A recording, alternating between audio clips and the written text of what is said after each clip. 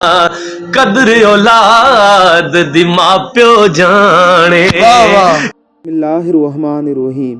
اللہ رب العزت کی ذات نے اولیاء کرام کے قلم اور اولیاء کرام کی زبان کو خاص تاثیر دی ہوتی ہے، دل و دماغ کو مسخر کرتے جاتے ہیں۔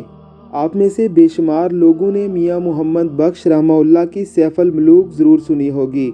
میاں محمد بخش رحمہ اللہ کے شیخ نے انہیں حکم دیا تھا کہ وہ الف لیلائی قصوں میں سے قصہ سیف الملوک کو پند و نصائح سے بھرپور کر کے باقاعدہ طور پر مقامی زبان میں شاعرانہ انداز میں پیش کریں۔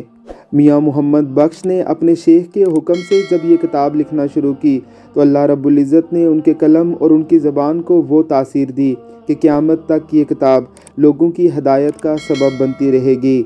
اسی مبارک کتاب سے ہمیں عتیق سلطان بھائی حضرت حسین رضی اللہ تعالی عنہ کی شان سنا رہے ہیں۔